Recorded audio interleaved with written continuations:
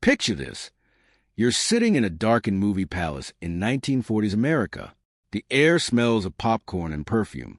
On the enormous silver screen above you, a perfectly groomed man in an immaculate tuxedo leans in to kiss a radiant, flawless woman whose hair catches the light like spun gold.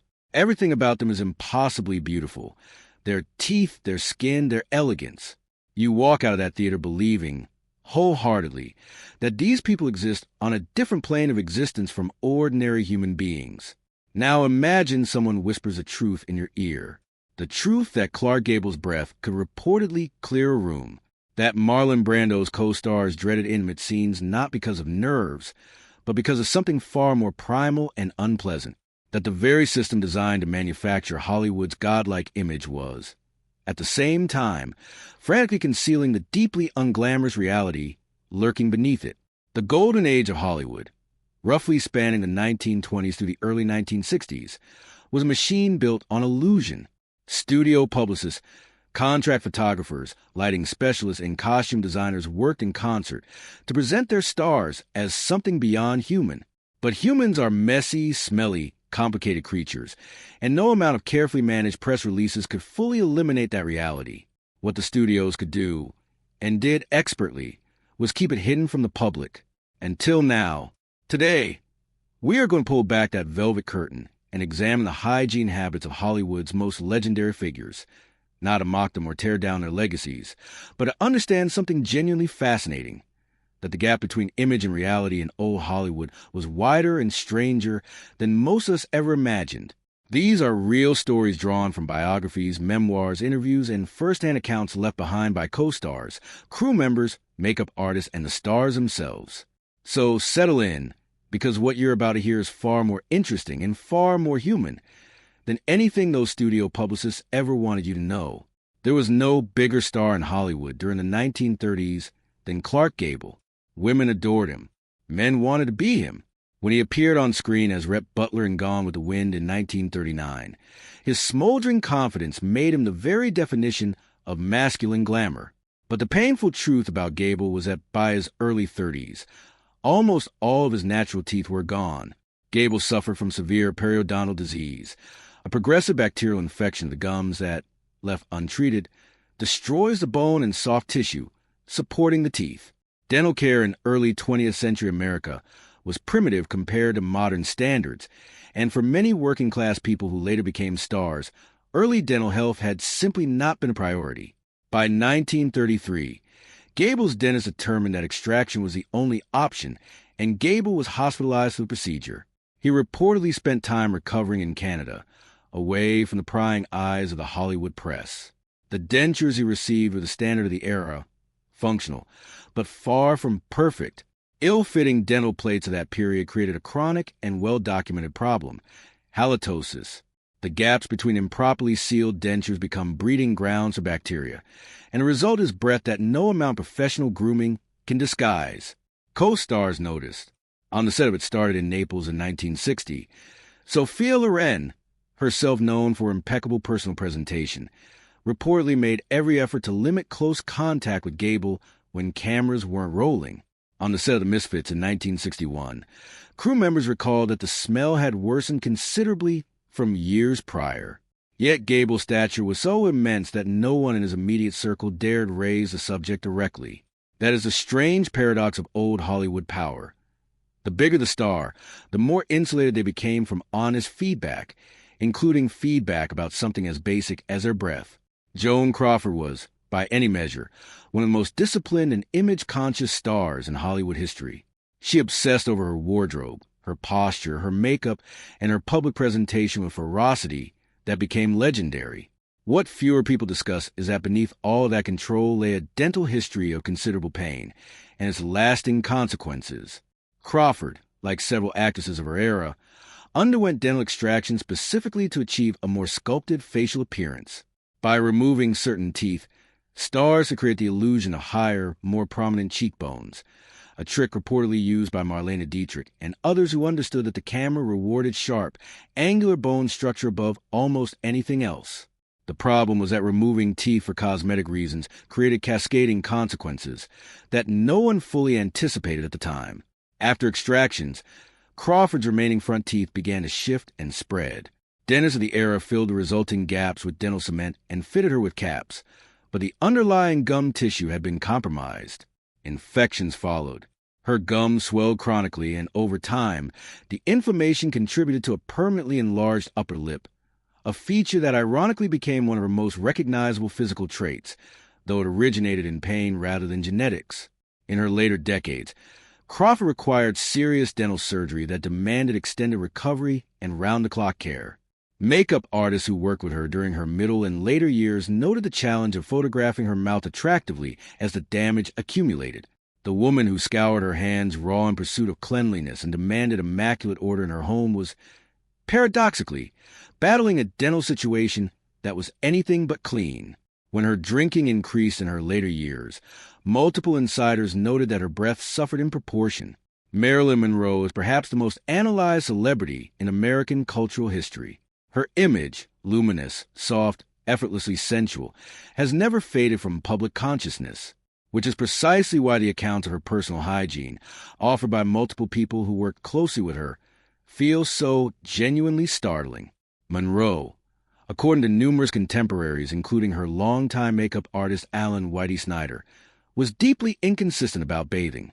She reportedly went days without washing, often appeared on set without having showered, and showed little interest in deodorant. Clark Gable, her co-star on The Misfits, was reportedly repelled by her casual approach to personal cleanliness, a significant irony, given that Gable himself was no stranger to hygiene complaints. The studio system, which had manufactured Monroe's image from near scratch, handled this reality the way it handled all uncomfortable truths, quietly and efficiently. Snyder kept his kit stocked with extra-strength powder and cleansing supplies specifically for use between Monroe's takes. Wardrobe staff developed their own unofficial protocols for managing the situation during long shooting day. None of this erases what Monroe accomplished as a performer, nor does it diminish the very real suffering she experienced throughout her life. But it does illuminate something important about the machinery of fame. The most desired woman in the world was, in reality, a deeply troubled human being who sometimes didn't bathe, and an entire industry of professionals worked silently to ensure that you never found out. Howard Hughes presents perhaps the most dramatic transformation of any figure in this story.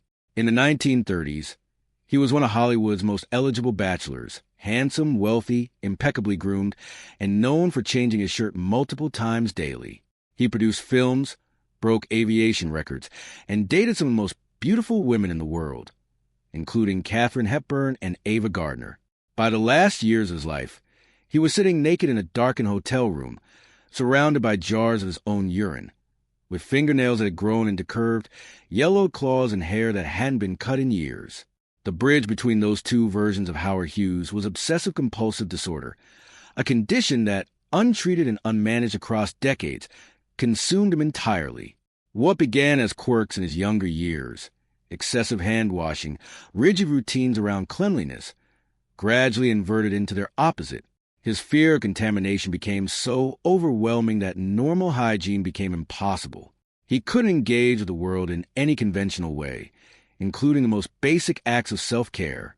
The tragic irony documented by his biographers and former employees is that Hughes, even as he deteriorated into squalor, maintained impossibly high standards for the women around him. He reportedly refused to be physically close to any woman with even minor skin blemishes.